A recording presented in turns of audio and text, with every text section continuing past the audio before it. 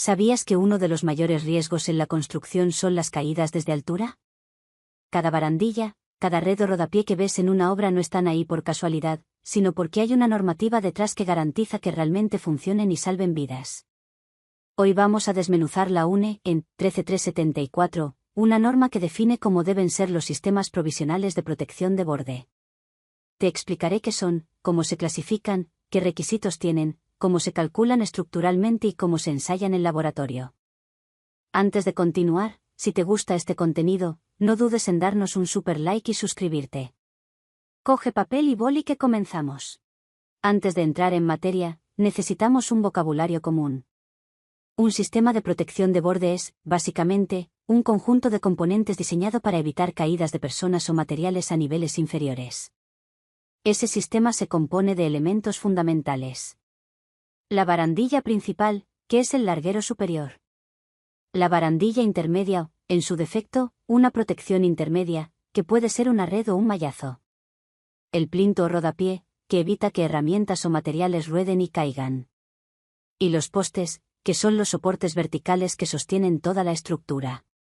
Además, la norma habla de conceptos como la altura de caída y la altura de la protección, que determinan la eficacia del sistema, y también del contrapeso, ese bloque que se utiliza en algunos sistemas para garantizar estabilidad por fricción en superficies planas.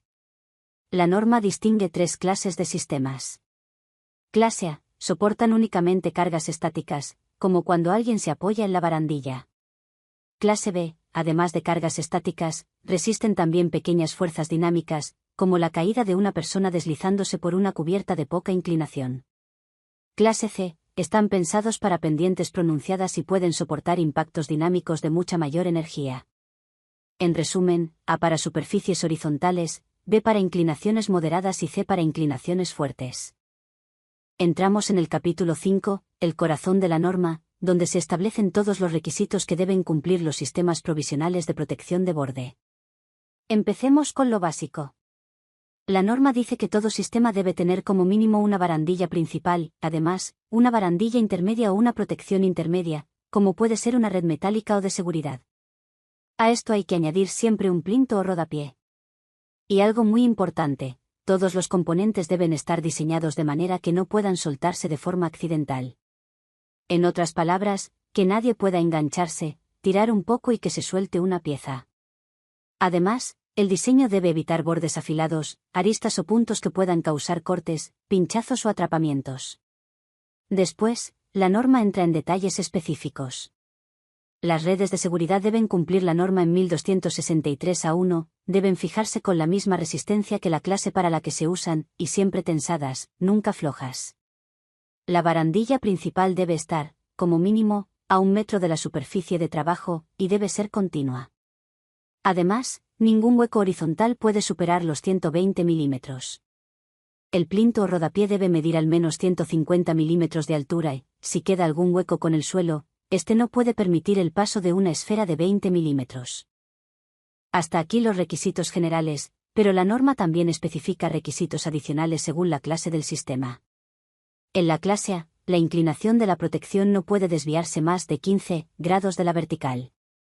Si hay barandilla intermedia, no debe permitir el paso de una esfera de 470 milímetros si no la hay, o no es continua, el hueco máximo se reduce a 250 milímetros. Para la clase B, aquí también se exige la verticalidad dentro de esos más menos 15 grados, pero el hueco máximo se limita a una esfera de 250 milímetros. Y, en el caso de la clase C, la inclinación se mide respecto a la superficie de trabajo, y los huecos no deben permitir el paso de una esfera de 100 milímetros. Pasemos ahora a los materiales. Los materiales deben ser robustos, duraderos y libres de defectos. Si hablamos de acero, la norma prohíbe expresamente el uso de aceros no calmados. Y recuerda que el acero debe estar protegido frente a la corrosión, con galvanizado, pintura u otros tratamientos. En cuanto a la madera, debe tener al menos resistencia clase C16, según la norma en 338. Además, si es contrachapado, debe soportar bien la intemperie. Y los contrapesos deben ser materiales sólidos. No vale rellenar depósitos con arena o agua, porque se podrían desplazar o fugar. Finalmente, la norma diferencia entre los requisitos estáticos y dinámicos de diseño. En clase A, solo se exigen cargas estáticas. En clase B, además, el sistema debe absorber impactos de 1100 julios en la parte baja y 500 julios en la parte alta. Y en clase C, la exigencia sube a 3185 julios en la parte baja y 500 julios en la parte alta. Todo esto se verificará después con el cálculo estructural o con ensayos que vienen definidos en esta norma. El capítulo 6 nos dice cómo comprobar, mediante cálculo, que el sistema va a resistir. Lo primero, se utiliza el método de los estados límite. Esto significa que hay que comprobar dos cosas. El estado límite último, que asegura que el sistema no colapse bajo cargas fundamentales, como el viento, su propio peso, o el de un trabajador apoyado, ni tampoco bajo cargas accidentales, como el caso de alguien escalando por la barandilla. Aquí se incluye todo: deslizamiento, vuelco y levantamiento. El estado límite de servicio, que controla la deformación elástica. La protección puede deformarse un poco, pero no en exceso. ¿Cómo se calculan estas resistencias? Aplicando coeficientes de seguridad a las cargas y a los materiales. Por ejemplo, para cargas permanentes y variables se aplica un coeficiente de 1,5. Para materiales metálicos dúctiles, el coeficiente es 1,1, para frágiles 1,25, y para madera 1,3. En estado de servicio y en accidentales, los coeficientes bajan a 1,0. Ahora, entramos en detalle con las cargas estáticas, que son muy específicas. En estado de servicio, se aplican 300 Newton en barandillas y 200 Newton en plintos. La flecha no puede superar los 55 milímetros de media. En estado límite último con cargas puntuales, de nuevo 300 Newton en barandillas y 200 Newton en plintos, pero ahora el criterio es que el efecto de la acción de cálculo sea menor o igual que la resistencia de cálculo, es decir, que la resistencia sea suficiente. En cuanto al viento, se considera una presión máxima de 600 Newton por metro cuadrado sobre toda la superficie de la protección, actuando tanto hacia dentro como hacia afuera. Para combinaciones de cargas, se suman viento de trabajo, 200 Newton por metro cuadrado, más las cargas puntuales de 300 o 200 Newton según el elemento. Además, debe comprobarse la carga paralela al sistema, 200 Newton aplicados longitudinalmente. Y no nos olvidemos de las cargas accidentales, que son de 1250 Newton aplicados con cierto ángulo sobre la parte superior del sistema. En este caso, la flecha máxima durante la carga puede ser de hasta 300 milímetros. En definitiva, el cálculo estructural garantiza que el sistema va a resistir tanto cargas normales como situaciones extremas. Y si no se puede demostrar por cálculo, entonces, obligatoriamente, debe verificarse por ensayo. El capítulo 7 es quizás el más visual, porque aquí se describe cómo se someten los sistemas a pruebas en laboratorio.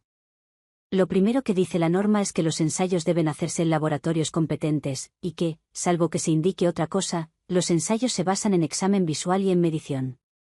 La aplicación de la carga se hace en superficies pequeñas, 100 por 100 milímetros para cargas puntuales, o 300 por 300 milímetros cuando se trata de redes o mallazos.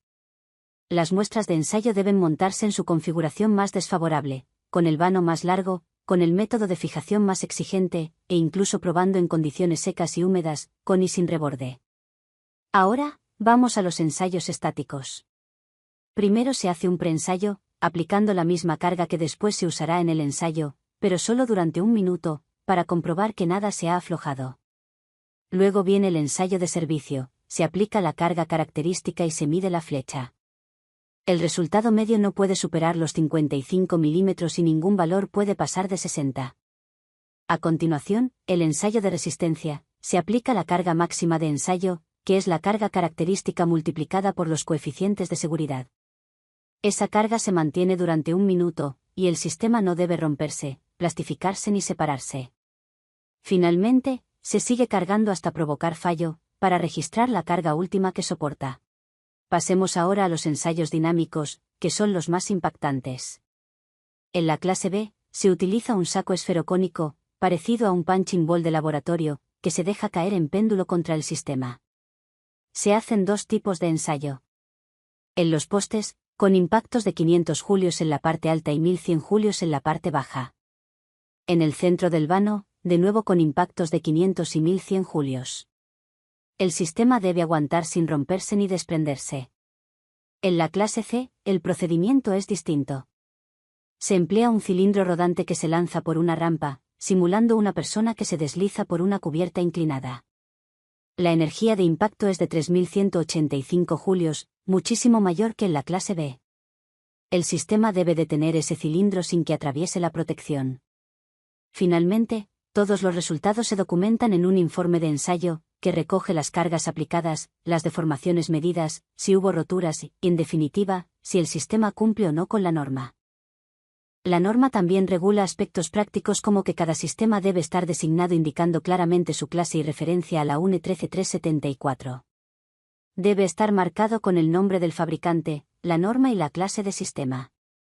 Tiene que contar con un manual de instrucciones, que explique cómo montarlo, cómo usarlo, cómo inspeccionarlo y cómo mantenerlo. Y, por último, debe someterse a una evaluación de conformidad, para garantizar que sigue cumpliendo los requisitos con el paso del tiempo. Por último, el anexo de la norma nos orienta sobre cuándo usar cada clase. La clase A se usa en superficies horizontales o con inclinaciones, hasta 10 grados. La clase B en cubiertas con inclinaciones, hasta 30 grados, o incluso hasta 45 si la caída es pequeña. Y la clase C en pendientes de hasta 45 grados o superiores, especialmente con caídas de gran altura. En resumen, la UNE 13374 nos enseña que una barandilla de obra no es simplemente un conjunto de tubos o redes improvisadas, detrás hay un diseño técnico, un cálculo estructural detallado y ensayos muy exigentes que aseguran que, en caso de accidente, el sistema cumpla su función. Si te interesa la normativa, la ingeniería y la seguridad en construcción, suscríbete al canal y activa la campanita. Porque aquí seguiremos explicando más normas y más técnicas, siempre de forma clara y práctica. Nos vemos en el próximo vídeo.